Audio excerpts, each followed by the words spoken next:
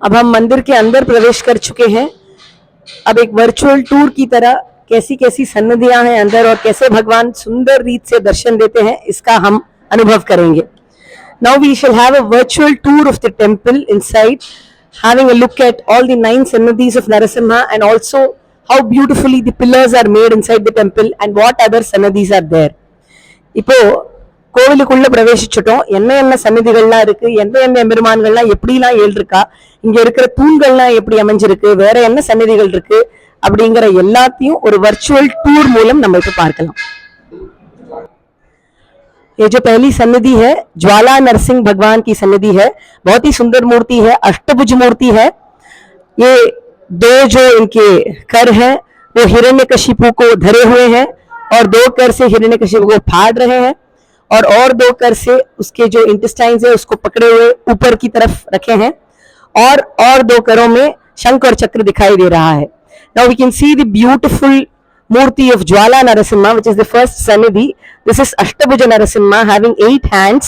2 hands are holding the Asura, 2 hands are tearing his intestines, and 2 of the hands are actually taking the intestines up, like pulling them out. And then we have 2 other hands holding the Shankha and the Chakra. முதல் சன்னதி ஜுவாலா நரசிம்மருடைய சன்னதி. அஷ்டபுஜ நரசிம்மராய் இவர் சேவை சாதிக்கிறார். 2 திருக்கரங்களால அசுரனை பிடிச்சுட்டு இருக்கார், 2 திருக்கரங்களால அசுரனை கிழிக்கிறார், மீதி 2 திருக்கரங்களால அந்த கொடலை அப்படியே எடுத்து மேல வச்சுக்கிறார். கடைசி 2 திருக்கரங்களால சங்கத்தையும் சக்கரத்தையும் தரிச்சுட்டு இருக்கார். ஆச்சரியமான ज्वाला मूर्ति. दूसरे नरसिंह भगवान है श्री अहोबिल नरसिंह भगवान। यहाँ पर भी भगवान असुर को पकड़े हुए दिखाई दे रहे हैं। इनके 2 ही कर कमल है जिनसे उन्होंने असुर को पकड़ा हुआ है और नीचे की तरफ प्रहलाद भगवान अंजलि मुद्रा में हमें दर्शन देते हैं. The second Sannidhi is that of Ahobila Narasimha. Here the Lord is seated with 2 hands holding the Asura on his lap, and we can see Prahlada holding the Anjali Mudra at his feet. இப்போ அடுத்த சன்னதி அஹோபில நரசிம்ம பெருமாளுடைய சன்னதி. இந்த எம்பெருமான் 2 திருக்கரங்களால் சேவை சாதிக்கிறார். அசுரனை தன்னோட மடியில போட்டு வச்சுட்டு இருக்கார். இந்த மூர்த்தியில அசுரனை களையறார் எம்பெருமான் அப்படின்னு ஒரு நம்பிக்கை இருக்கு. களைஞ்சி பார்த்து ஏதாவது அவங்க கிட்டக்க பக்தி இருக்குமோ இல்ல திருந்திர சக்தி இருக்குமோ அப்படின்னு நினைக்கிறானா எம்பெருமான். அதனால வெயிட் பண்றாரு கிழிக்காம. கீழே பிரகலாதன் अंजलि मुद्राயோட சேவை சாதிக்கிறான். तीसरे नरसिंह भगवान की सन्निधि है श्री मालोल नरसिंह भगवान। ये इस मंदिर का प्रमुख सन्निधि है और हमें यहाँ उत्सव मूर्ति भी दिखाई देते हैं। उत्सव मूर्ति श्री प्रहलाद वरद स्वामी जो श्री देवी और भूदेवी के साथ हमें दर्शन दे रहे हैं। मालोल नरसिंह भगवान जो है उनके मांडी में श्री लक्ष्मी देवी विराजमान है और उनके सिर के ऊपर फणी आदिशेषन भी हमें दिखाई दे रहा है और उनके श्री चरणों में हमें गरुड़ भगवान दिखाई दे रहे हैं। श्री मालोल नरसिंह भगवान प्रसन्न नरसिंह मूर्ति है और सारे फलों को प्रदान करते हैं. The third Sannidhi of Narasimha is that of Malola Narasimha that we can see now. This is the main shrine of this temple. That's why we can see the Utsava Murti of Prahladavarada along with Bhudevi and Sri Devi seated here, standing here. Shri Malol Narasimha has Lakshmi Devi on his lap and he's actually embracing her from behind. Adisesha is holding a canopy over this Lord and Garuda is found at his holy feet. மூணாவது நரசிம்மர் மாலோல நரசிம்மர். இந்த கோவிலுடைய பிரதான சந்நிதி இதுதான். உற்சவமூர்த்தி பிரகலாதவரதன் ஸ்ரீதேவி பூதேவியோட இங்க சேவை சாதிக்கிறார். மாலோல நரசிம்மன் பிரசன்ன நரசிம்ம மூர்த்தி மடியில தாயார தரிச்சுருக்கார், ஆலிங்கனம் பண்ணிட்டு இருக்கார். பின்னாடியில இருந்து ஆதிசேஷன் கொடைப்பிடிக்கிறார். கருட பகவான் திருவடியில் இருக்கிறார். चौथे नरसिंह भगवान की सन्निधि है श्री क्रोड़ा नरसिम्हा भगवान। क्रोड़ा मतलब वराह रूपी नरसिंह भगवान। ये वराह रूपी जो नरसिंह भगवान है उनका पूंछ जो है वो सिंह का है ऐसा माना जाता है और वराह रूपी भगवान भूमि देवी को धरे हुए दिखाई देते हैं। भूमि देवी ने उनके कर कमल वराह भगवान के नाक पर रखे हुए हैं और उनके श्री चरणों में नाग कन्या उपस्थित है ऐसा कहा जाता है. The fourth Narasimha that we can see is that of Kroda Narasimha. The fourth Sannidhi is that of Kroda Narasimha. Kroda means Varaha. We can see the Lord here having the face of Varaha or the boar, and it is said that the tail of this Murti is that of a lion. Goddess Bhuma Devi is found to be holding the snout of Lord Varaha, and at the feet of this Murti, Naga Kanyas are present, because Varaha Murti is said to have relieved Bhumi Devi from the Nagaloka. So we can see Naga Kanyas praying to the Lord here. நாலாவது Narasimhamurthy Kroto Narasimhamurthy. இந்த Kroto நரசிம்மமூர்த்தியோட பூமி தேவி ரொம்ப ஆச்சரியமா சேவை சாதிக்கிறா. Kroto Narasimhamurthy அப்படி ஆலிங்கனம் பண்ணிட்டு ஆச்சரியமா சேவை சாதிக்கிறா தாயார். இந்த குரோடா மூர்த்தியினுடைய திருமுகம் வராகம் மாதிரி இருக்கு.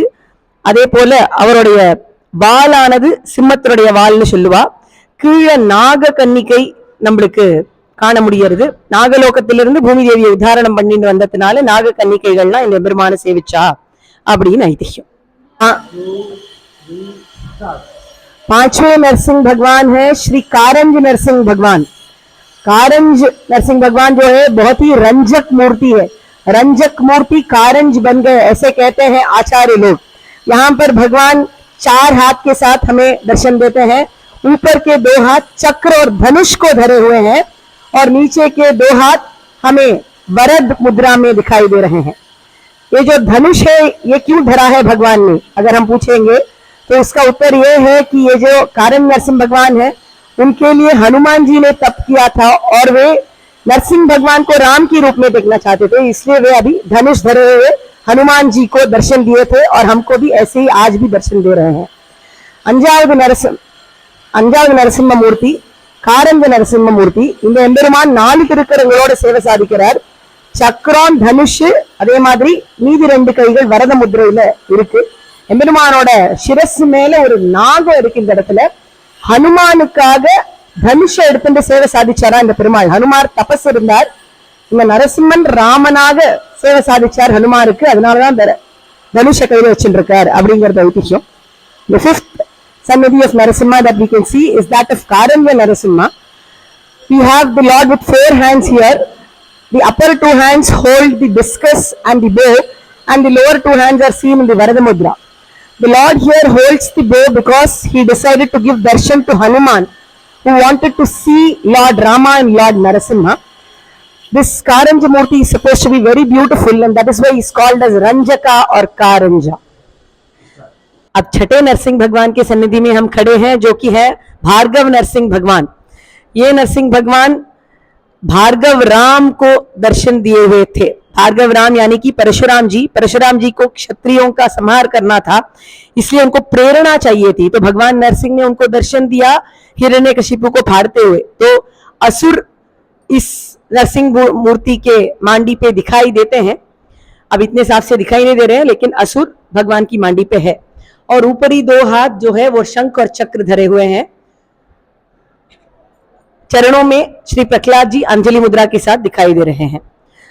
Now we can see the 6th Narasimha Murti, that is Sri Bhargava Narasimha Murti, who had given darshan to Parashurama, being an inspiration to him to kill all Kshatriyas on the earth. Parashurama prayed to Lord Narasimha and wanted to see him actually do samharam of Hiranyakashipu. So this Bhargava Narasimha showed him this kind of darshan, and it is said that when the Lord showed darshan to Parashurama, he actually had Hiranyakashipu on his lap who was alive, and this Hiranyakashipu turned towards Parashurama for a minute. This Bhargava Narasimha Murti is holding the conch and the discus in the upper hands, and the asura is placed on the Lord's lap. We can also see Prahlada down at the Tiruvadi of Emberuman in the Anjali Mudra, and we can see Dashavataram as a hood placed over the Lord here. இந்த 6வது நரசிம்மமூர்த்தி பார்கவ நரசிம்மமூர்த்தி. பார்கவ ராமனான பரசுராமனுக்கு எம்பெருமான் இப்படி சேவை சாதிச்சாராம். பார்கவ ராமனுக்கு க்ஷத்ரியர்களை சம்ஹாரம் பண்ணணுமா இருந்தது. அதுக்கு எம்பெருமான் நரசிம்மனை சேவிச்சு அவர் ஆசீர்வாதம் வாங்கிட்டாராம். அப்போ ஹிரண்யகசிபுவை சம்ஹரிச்சுருக்கிற திருக்கோலத்துல அவருக்கு சேவை சாதிச்சார். அதே மாதிரி இன்னைக்கும் மடியில ஹிரண்யகசிபுவை வச்சுண்டு கையில சங்க சக்கரத்தோட சேவை சாதிக்கிறார். திருவடியில பிரகலாதன் அஞ்சலி முதிரையோட இருக்கான். எம்பெருமானோடைய திருமுடியை சுத்தி दशावतारम சேவிக்கலாம் இந்த சன்னதியில. நம்ம 7वें नरसिंह भगवान है श्री योगानंद नरसिंह भगवान. सारा संहार होने के पश्चात भगवान नरसिंह जी शांत मूर्त हो गए और उन्होंने योग का अभ्यास सिखाया था, ऐसे कहा जाता है. तो वैसी ही मूर्ति है ये योगानंद मूर्ति. चतुर्भुज मूर्ति है, जो ऊपर के 2 हस्त शंख और चक्र धरे हुए हैं और नीचे के दो हस्त मांडी पे लगे हुए हैं। योगासन में भगवान हमें सेवा दे रहे हैं। We can see the seventh Narasimha is Yogananda Narasimha. He's supposed to have taught yoga practices to align the mind and reach the Lord to all devotees. As Swami Deshika says, Yogam Nijam Sikshayan. The upper two hands of the Lord are holding the conch and the discus, and we can see the lower two arms resting on his laps in the yoga posture. ஏழாவது நரசிம்மமூர்த்தி யோகானந்த நரசிம்மமூர்த்தி 4 திருக்கரங்களோட எம்பெருமான் சேவை சாதிக்கிறார். மேல இருக்கிற 2 திருக்கரங்கள் சங்க சக்கரத்தை தரிச்சுட்டு இருக்கு. கீழே இருக்கிற 2 திருக்கரங்கள் எம்பெருமான் மடி மீது இருக்கு. யோகாசனத்தில் அமர்ந்திருக்கார். யோகத்தை பண்ணி மனசை அடக்கி தியானம் பண்ணி எம்பெருமான அடையக்கூடிய வழியை எம்பெருமானே சொல்லி கொடுத்தார். யோகம் நிஜம் சிக்ஷயன் அப்படின்னு சுவாமி தேசிகன் சாதிக்கக்கூடிய ரீதியிலேயே இங்க எம்பெருமான் சேவை சாதிக்கிறார் நமக்கு. अब हम 8वें नरसिंह भगवान के दर्शन ले रहे हैं। यह है छत्रवट भगवान जो चतुर्भुज मूर्ति है। ऊपर के 2 भुज उनके शंख और चक्र धरे हुए हैं और नीचे का एक हाथ अभय मुद्रा में दिखाई दे रहा है और दूसरा हाथ मांडी पे लगा हुआ है।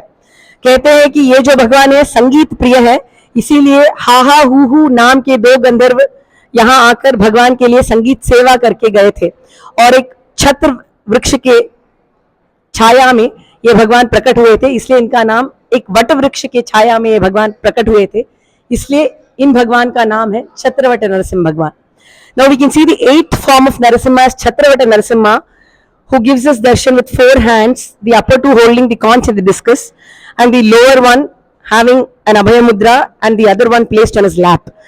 This Lord is said to be very fond of music and dance, and that is why 2 Gandharvas, namely Haha and Hu, had come to give their service in the form of music and dance to this Lord. The Lord sat down in the canopy of a banyan tree and enjoyed their service, and that is why he is called as Chatravata Narasimha. எட்டாவது நரசிம்ம மூர்த்தி சத்திரவட்ட நரசிம்ம மூர்த்தி. இவ்விடத்துல இந்த எம்பெருமான் ஒரு வட்ட விருட்சத்தினுடைய சத்திரத்துல இருந்துண்டு haha ஹூஹூ அப்படிங்கிற கந்தர்வர்களுடைய சங்கீதத்தை அனுபவிச்சார். அப்படிங்கறதுனால இவருக்கு இந்த திருநாமம். சதுர்புஜ மூர்த்தியா இருக்கிற இந்த எம்பெருமான் சங்க சக்கரத்தோட சேவை சாதிக்கிறார், அபய முத்திரையோட சேவை சாதிக்கிறார். अब आखिरी नरसिंह मूर्ति है श्री पावन नरसिंह मूर्ति. यहाँ पर भगवान श्री चंचू लक्ष्मी देवी के साथ हमें दर्शन देते हैं, इसीलिए महापावन मई मंगलमयी माने जाते हैं. चंचू लक्ष्मी जो थी वो एक शिकारी की बेटी थी जो भगवान नरसिंह से ब्याहने के लिए आई थी. लक्ष्मी देवी की ही रूप है, तो उनके मांडी में विराजमान चंचू लक्ष्मी पावन नरसिंह के साथ हमें दर्शन देती है और आदिशेष इनके लिए छत्र के रूप में खड़े हैं. Now we can see the last Narasimha, Pavana Narasimha. He is called so because he is auspicious to everybody, holding Chenchu Lakshmi on his lap and giving all of us abhaya. He also holds the conch and the discus. Kadasi Narasimha Murti, Shri Pavana Narasimha Murti. Chenchu Kulathile Lakshmi Devi அவதாரம் பண்ண அவளை திருக்கல்யாணம் பண்ணிக்கிறதுக்குன்னு இந்த திருக்கோலம் எடுத்துட்டு வந்தார் எம்பெருமான். அதனால இவர் ரொம்ப பாவனமான மூர்த்தி. பாவன நரசிம்மன்னே இவருக்கு திருநாமம். அபயஸ்தத்தோட சேவை சாதிக்கிறார். சங்கர சக்கரத்தை தரிச்சுண்டு ஆதிசேஷன் கொடை பிடிக்க இந்த मंगल मूर्तिயை நம்ம எல்லாரும் இப்ப சேவிக்கிறோம். अब मुख्य सन्निधियों का दर्शन लेने के बाद हम इस मंदिर में जो स्तंभ स्थित है उनके बारे में थोड़ी जानकारी प्राप्त करेंगे. इस मंदिर में कुल मिलकर 16 स्तंभ है और बहुत ही सुंदर कारीगरी के साथ ये स्तंभ हमें दिखाई देते हैं. अब हम समझेंगे कि इन स्तंभों में कैसे कैसे प्रतिमाएं बसी हुई हैं. स्तंभ के 4 तरफ होते हैं, तो एक एक तरफ पे एक एक प्रतिमा हमें दिखाई देता है. तो पहली तरफ जो है, मतलब एक तरफ 12 मूर्तियों की प्रतिमाएं हमें दिखाई देती हैं. केशवा, नारायणा, माधवा, गोविंदा, ऐसे जो 12 मूर्तियां हैं, 12 नाम की मूर्तियां, वे हमें दिखाई देती हैं. हम एक स्तंभ के रचना को समझेंगे और वैसे ही बाकी स्तंभ ऐसे मन में धरेंगे. तो केशव के मूर्ति यहाँ पे दिखाई दे रहे हैं. चतुर्भुज मूर्ति है, चारों हस्तों में चक्र धरे हुए केशव मूर्ति हम यहाँ पर देख सकते हैं. तो स्तंभ के एक तरफ 12 मूर्तियों की एक मूर्ति बसी हुई है. अब दूसरी तरफ अगर हम जाएंगे तो हमें कृष्ण लीला की प्रतिमाएं दिखाई देंगी. जैसे कि अब ये पहला स्तंभ है, तो कृष्ण जन्म की प्रतिमा हमें यहाँ पर दिखाई दे रही है. तीसरी तरफ व्यूह मूर्तियां या फिर दिव्य देश की मूर्तियां बसी हुई हैं। तो यहां पर हमें प्रद्युम्न की व्यूह मूर्ति दिखाई दे रही है और चौथी तरफ आलवारों की मूर्तियां हमें दिखाई देती है। इस स्तंभ पर हमें नम्मालवार दिखाई देते हैं। अब हम इसी प्रकार और एक स्तंभ को देखेंगे तो हमें और अच्छे से समझ में आएगा। तो इस दूसरे स्तंभ पे भी चारों तरफ क्या क्या मूर्तियां हैं वो देख लेंगे तो हमें अच्छे से समझ में आएगा। अभी द्वादश मूर्तियों में से हमें यहां पर दामोदर मूर्ति दिखाई दे रहे हैं और कृष्ण लीला की एक प्रतिमा है, तो यहां पर राधा कृष्ण की प्रतिमा दिखाई दे रही है। और व्यूह मूर्तियों में यहां पर अनिरुद्ध मूर्ति दिखाई दे रहे हैं और आलवारों में हमें यहां पर तिरुमंगई आलवार दिखाई दे रहे हैं। बिल्कुल इसी तरह हर स्तंभ पर चारों तरफ हमें चार तरह की प्रतिमाएं दिखाई देती हैं। एक तरफ द्वादश मूर्तियों की एक मूर्ति दिखाई देगी, आगे या तो व्यूह मूर्ति नहीं तो दिव्य देश के भगवान की मूर्ति, तीसरी तरफ हमें कृष्ण लीला की प्रतिमाएं दिखाई देगी और चौथी तरफ आलवारों के प्रतिमाएं। After seeing the main 9 Sannidhis of Narasimha, now we shall get to know about the pillars inside the temple. There are 16 pillars inside the temple, and as we can see, there are 4 sides to each pillar, and each side shows us beautiful carvings of certain murtis. Let us try to understand what they are. On one side of the pillar, we have murtis of Dwadasha Nama, namely Keshava, Narayana, Madhava, Govinda, etc. So in this pillar that I am standing in front of, I can see the Keshava Murti here who's holding 4 chakras, beautiful inscriptions of the Krishna Leela. In this particular pillar, we can see the Krishna Janma happening here. We can see Devaki and Vasudeva and the Lord who has incarnated to them. Vyuha Murtis in some pillars, and in other pillars we have the inscriptions of the lords of certain Divya Deshans. Now the pillar in which I am standing in front of has the Pradyumna Murti inscribed in it. Vasudeva, Sankarshana, Pradyumna, Aniruddha are the 4 Vyuha Murtis, and we can see Pradyumna here. On the 4th side of the pillar, we have inscriptions of Alvars, and in this pillar that I am standing in front of, we can see Nammalvar. Let us see another pillar to understand the Dwadash Murtis. So this pillar has the Damodara Murti. Other side of the pillar has something from Krishna Leela. Here it is Radha Krishna. The third side of the pillar has either a Vyuha Murti or a Dividesha Murti. This particular pillar has the Aniruddha Murti.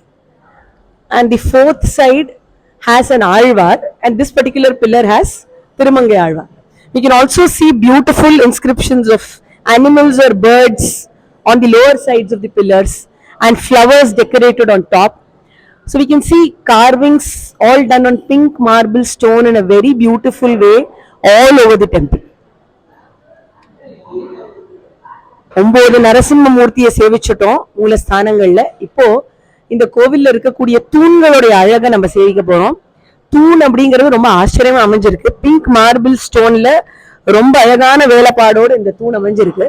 இந்த தூண் ஒவ்வொன்றுத்திலையும் 4 பக்கங்கள் இருக்கு. அது ஒரு பக்கத்திலயும் ஒரு கான்செப்டோட மூர்த்திகள்லாம் எழுதிருக்கா. அது எப்படிங்கிறத பார்க்கலாம். ஒரு பக்கத்துல துவாதச மூர்த்திகள்ல ஒரு எம்பெருமான் எழுதிருக்க. ஃபார் எக்ஸாம்பிள் இப்ப இந்த தூண்ல கேசவ மூர்த்தி எழுதிருக்கார்.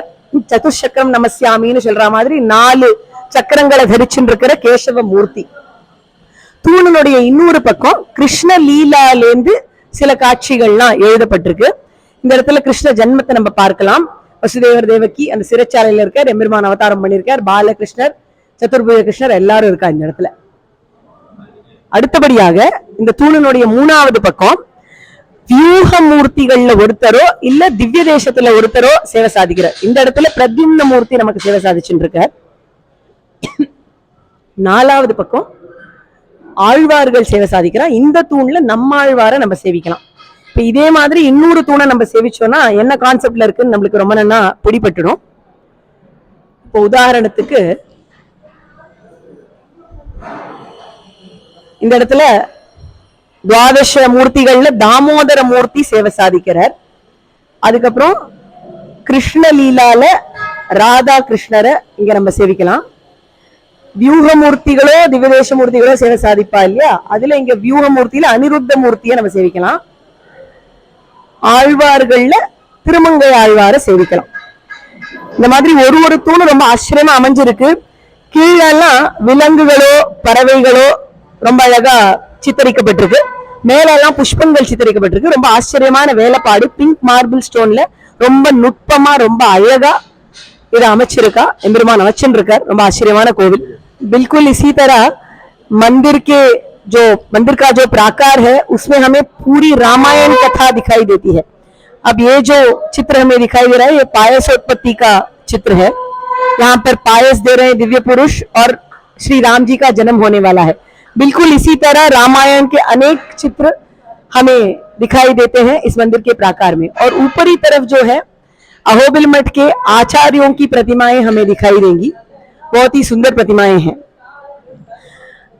Now surrounding Prakaram has certain inscriptions of the story of Ramayana. What we can see here is the Payasotpatti, where a divine person is coming out of the fire, getting the payasa, having which Lord Rama is going to get incarnated. Similarly, we have the entire Ramayana story inscribed in pink marble stone very beautifully. On the upper side of the prakara we have murtis of Ahobilamat Acharyas, Srimad Ayagya Singers, starting from the first Acharya till the 46th Acharya. இந்த சன்னதியினுடைய பிராகாரத்துல ராமாயண கதை பூர்த்தியா எழுதப்பட்டிருக்கு, சித்தரிக்கப்பட்டிருக்கு. இவ்விடத்துல பாயசோத்பத்தியினுடைய சித்திரத்தை நம்ம பார்க்கலாம். இதே மாதிரி நுட்பத்தோட பூர்த்தியா ராமாயண கதை ரொம்ப அழகா இருக்கு. எல்லாரும் வந்து அவசியம் சேவிக்கணும். மேல ஸ்ரீமத் அழகிய சிங்கர்களுடைய பிரதிமங்கள்லாம் ரொம்ப அழகா அமைஞ்சிருக்கு. ஆதிவன் ஸ்ரீமத் மகாரிஷிகன்ல இருந்து ஆரம்பிச்சு பிரகிருத ஐஷங்கர் வரை எல்லா ஐஷங்கர்களும் இங்க ரொம்ப கிருப்பையோட எழுதிருக்கா. இதை தவிர இங்க 2 சந்நிதிகள் இருக்கு. இதுல இது தாயார் ஆண்டாள் சந்நிதி. தாயாரும் ஆண்டாளும் ரொம்ப ஆச்சரியமா சேவை சாதிக்கிறா. यहाँ पे और 2 सन्निधियां हैं. एक सन्निधि है श्री महालक्ष्मी जी और गोदा देवी का, जो बहुत सुंदर रीत से हसमुख होकर हमें दर्शन दे रहे हैं. We have sannidhis for Shri Mahalakshmi and Andal, which we can see the graceful smile of these 2 devis. Very happy to have the Samproksharam here. दूसरी सन्निधि जो हम बात कर रहे थे वो है आयवार आचार्यों की सन्निधि. यहाँ पर हमें श्री विश्वक्सेन जी दर्शन देते हैं, नम्माळवार दर्शन देते हैं, कलियन यानी कि परकाल जी दर्शन देते हैं कुमुदवल्ली के साथ, और श्री रामानुज जी दर्शन देते हैं. यहाँ पर श्री वेदांत देशिक जी हैं, श्री आदिवंश को पितेंद्र महादेशिकन हैं, और अहोबिल मठ के आचार्य 44, 45 और 46वें आचार्य हमें यहाँ पर दर्शन देते हैं. यहाँ पर 43वें श्रीमद अय्यग्य सिंगर का वृंदावन है, इसलिए उनकी मूर्ति अलग से वहां पर स्थापित की गई है. We can see another beautiful sannidhi here of Alvars and Acharyas. We have Vishwaksena, Nammalvar, Tirumangai along with Kumudavalli Nachiyar, Swami Ramanuja, Swami Vedanta Deshika, Shri Adivansha Govindra Mahadeshika, and the pontiffs 44th, 45th and 46th Srimad Ayyagya Singers here giving us graceful darshan. We have a Brindavanam of the 43rd Ayyagya Singer here, so Swami is stationed there separately in the Brindavanam. இவ்விடத்துல ஆச்சரியமா ஆழ்வார் ஆச்சாரியார் சந்திலாம் நம்ம சேவிக்கலாம். விஸ்வக்சேனர், நம்மாழ்வார், கலியன், குமுதவல்லி நாச்சியாரோட பகவத் பாஷ்யக்காரர் சுவாமி தேசிகன், ஆதிவன் ஸ்ரீகோபதீந்திர மகாதேசிகன், 44ஆம் பட்டம், 45ஆம் பட்டம், 46ஆம் பட்டம் ஸ்ரீமத் அழகிய சிங்கர்கள். இவ்விடத்துல நைமிஷாரண்ய கஷேத்திரத்துல தான் 43ஆம் பட்டம் ஸ்ரீமத் தேவனார் விலாகம் ஐஷிங்கருடைய பிருந்தாவனம் இருக்கு. அதனால அங்க தனி சன்னதியில ஐஷிங்கர்கள் இருக்கு.